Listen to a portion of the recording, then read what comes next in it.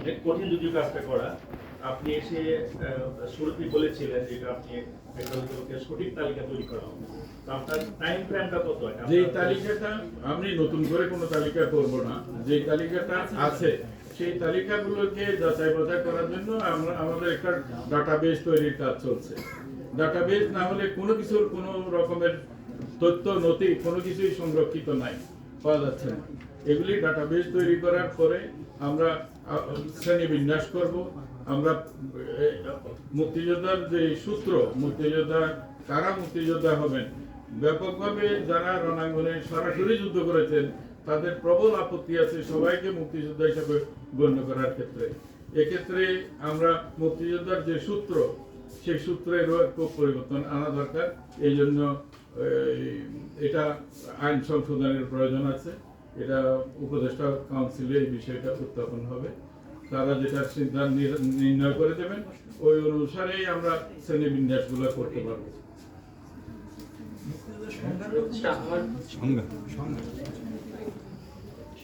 সেটা ওটা তো ডাটাবেস, ডাটাতে উত্থাপন করার পরে আমরা একটা আপত্তি ফর্ম সেই সাথে সংলগ্ন করে দেব।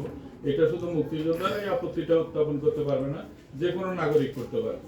এটা আমরা হচ্ছে অন্তর্বর্তীকালীন থাকি বা না থাকি, কিন্তু প্রাতিষ্ঠানিকভাবে এই সমস্ত বিষয়গুলো করে গেলে এর পরবর্তী পর্যায়ে যারা আসবে তারাও এই ধারা অনুসরণ করে একটা প্রকৃত জায়গায় যেতে পারে।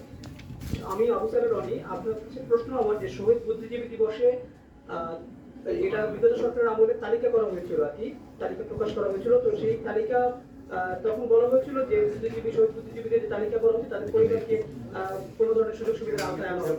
তো সেই বিষয়টা কি অবস্থায় আছে, আপনারা কি চিন্তা ভাবনা করছেন কিনা? আর একটা হলো যে শহীদ বুদ্ধিজীবীর তালিকা প্রকাশের কি অবস্থা, এটা কি আর প্রকাশ হবে কিনা আর কি?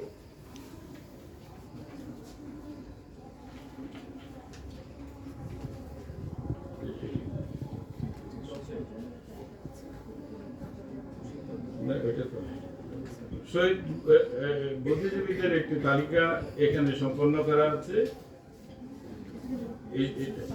560 জন তালিকা সম্পন্ন করা আছে। এটা গেজেটের মাধ্যমে সম্পন্ন করা হয়েছে। কমিটি করা হয়েছিল, সেখানেও আরো প্রায় 1000-এর মতো আবেদন পেন্ডিং আছে। তো এই কার্যক্রমটা কি চলবে না আপনারা এটাকে আসলে স্থগিত করেছেন? আমি আজকে গেজেটের মধ্যে এটাই পেয়েছি, ওই কার্যক্রম চলমান আছে না স্যার, এই মুহূর্তে কার্যক্রম বন্ধ আছে। হয়তো বা স্যার প্রয়োজনে আমি বলছি এটা 560 জন এটা তালিকা করা হয়েছে। প্রত্যেকটা এই যে এতদিনের পরে এসে 50 বছর পর এই যে এই সমস্ত তালিকা করাটা অতি দুরূহ একটা ব্যাপার। অনেকেই বেঁচেও নাই, তাদের সন্তান সন্ততিরাও বেঁচে নাই। মানে বাস্তব প্রেক্ষাপটটাই হচ্ছে এরকম। এটা অত্যন্ত দুরূহ এবং জটিল কাজ। সেই কারণে মুক্তিযোদ্ধাদের ব্যাপারটাও একই রকমের দাঁড়িয়েছে। সন্তানরা আসছে, ওনার বাবা মুক্তিযোদ্ধা ছিলেন, এই সমস্ত দাবিগুলো নিয়ে।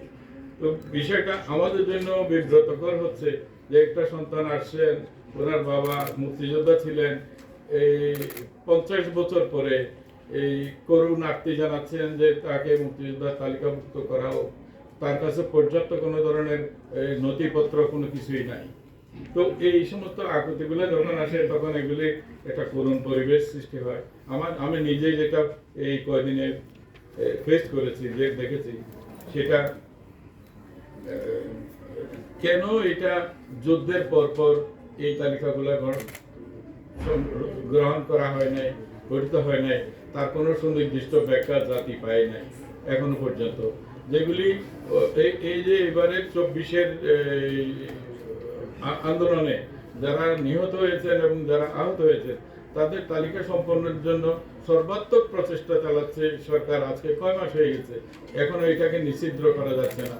অনেকের লাশ পোড়ানো হয়েছে, অনেকের লাশ গোপনে দাফন হয়েছে, কবর হয়েছে। বিভিন্ন জন বিভিন্ন দাবি দাওয়া নিয়ে আসছে। এগুলিকে যাচাই বাছাই করে এখনকার একেবারে তাজা তাজা বিষয় এটাও সম্পন্ন করা যাচ্ছে না। সেই ক্ষেত্রে যেগুলো 50-55 বছর আগে সংগঠিত একটা যুদ্ধ, সেই যুদ্ধের যে যারা অংশী যারা সেই যুদ্ধে শহীদ হয়েছেন তাদের না তালিকা সম্পন্ন করা হয়েছে, না মুক্তিযোদ্ধাদের তালিকা হয়েছে, না রাজাকারদের তালিকা হয়েছে, কোনোটাই সম্পন্ন করে যায় নাই। কেন যায় নাই সেটার জন্য যারা যায় নাই, করে নাই, তারাও জাতির কাছে কোনো ব্যাখ্যা ইত্যাদি দেয় নাই।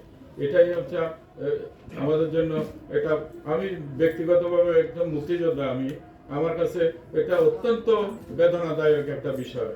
কারণ জাতির এত একটা শ্রেষ্ঠ সময়, যে এই সমস্ত বীরত্ব এবং ত্যাগের মহিমায় ভাস্বর, এই জিনিসটাকে জাতি ধারণ করতে পারছে না সামগ্রিকভাবে। কোন কোন ক্ষেত্রে এটা মুক্তিযোদ্ধাদের সাথে পাকিস্তানিদের যুদ্ধ হচ্ছে, মানে সামগ্রিকভাবে জাতি যুদ্ধ করেছে, সেই জিনিসটা এটা প্রতিবাদ হচ্ছে না।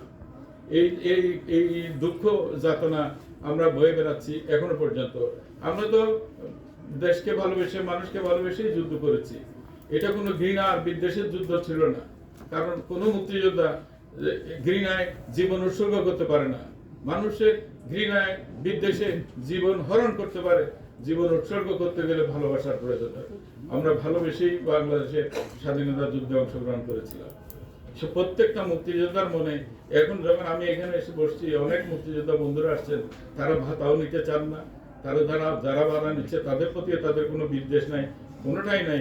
শুধু তারা দাবি করছে যে তাদের সম্মানটা যেন এই শেষ বয়সে যেন তারা মর্যাদার সাথে যেন মরতে পারে, সেই ব্যবস্থা যেন মন্ত্রণালয় করে। এটাই হলো তাদের আকুল আর্তি, অন্য কোনো বিষয় না।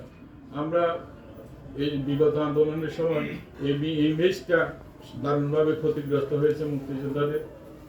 কোটা আন্দোলনের সময় মুক্তিযোদ্ধা সন্তানের কোটাটা অনেক বড় বিষয় হয়ে আসছিল, এবং এটা শুধু বাংলাদেশে নয়, আন্তর্জাতিক পর্যায়ে যত সংবাদ ইত্যাদি হয়েছে, নিউজ হয়েছে, যে কোনো ভাষায় পৃথিবীর বাংলাদেশের আন্দোলন নিয়ে সংবাদ হয়েছে, সেখানে মুক্তিযোদ্ধারা একটা সুবিধাভোগী শ্রেণী হিসাবে উপস্থাপিত হয়েছে।